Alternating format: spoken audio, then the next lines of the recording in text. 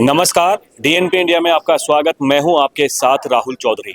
शोभित university के द्वारा आज who is raising your children एक किताब का विमोचन किया गया है और इस उपलक्ष्य में हमारे साथ में शोभित यूनिवर्सिटी के चांसलर मौजूद हैं। इनसे बात करेंगे और ये जानने की कोशिश करेंगे कि ये पूरे का पूरा जो प्रोग्राम है क्या इसके पीछे सोच छिपी हुई है। सर, बहुत बहुत स्वागत है आपका।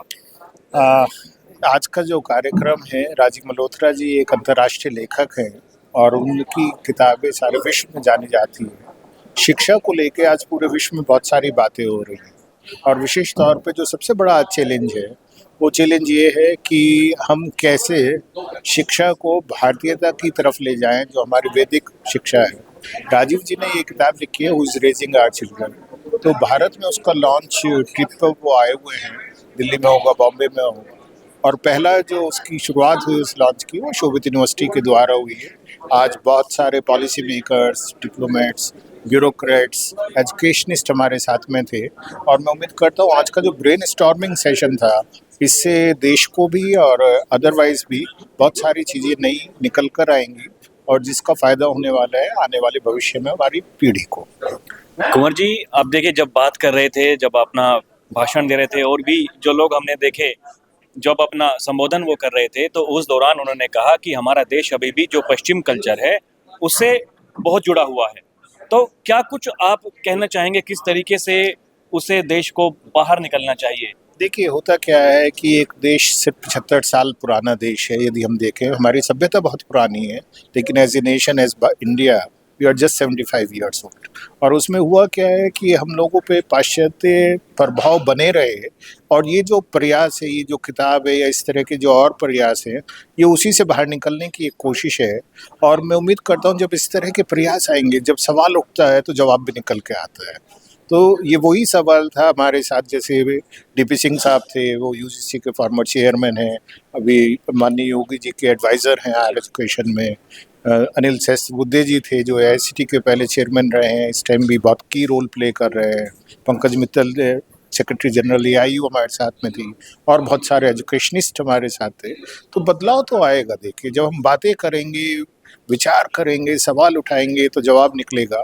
और ये पाश्चात्य संस्कृति से भारतीयता की और जो वापसी है, ये ऐसे ही धीमे धीमे होगी। विकसित भारत बनना है 2047 तक, वो बनेगा ही।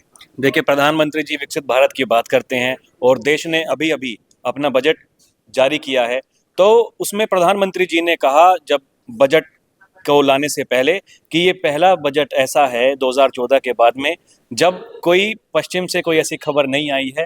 ठीक किसी भी सत्र से पहले, चाहे वो लोकसभा का सत्र है, चाहे वो कोई सा भी सत्र है, उससे पहले, तो उसका जिक्र आज यहाँ भी हमने देखा कि यहाँ पर हुआ। किस तरीके से आप देखते हैं? देखिए, राजेंद्र अग्रवाल जी जो फॉर्मर मेंबर ऑफ पार्लियामेंट हैं, 3 बार मेरठ से रहे हैं, उन्होंने इस जिक्र को लाए आज। और क्यों लेकर आए? अक्सर होता ये रहा है कि चाहे हमारा पार्लियामेंट हो, चाहे कोई भी बड़े मुद्दे हों, उन्हें दबा दिया जाता है किसी एक फर्जी रिपोर्ट के नाम पर, या कोई एक ऐसी चिंगारी सी ले आते हैं कि भाई विदेश में ऐसा कहा गया भारत के बारे में, अब हम उस पर चर्चा करेंगे। और ये ना आना भी एक बहुत बड़ी जीत है, diplomatically, politically and socially also, कि now the country wants that we should discuss about our issues, we should talk about our issues. और वो आज पार्लियामेंट में भी हमने सुबह देखा, जब संसद में बजट पेश हो रहा था, उसमें भारतीयता भरी हुई थी।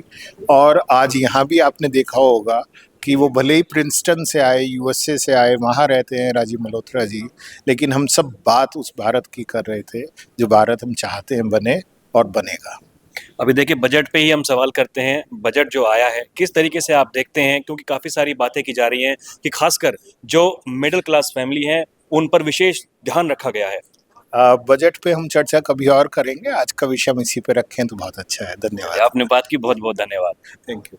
तो अभी के लिए इतना ही। आप देखते रहें DNP India. Camera person Sunil के साथ मैं राहुल चौधरी। नमस्कार।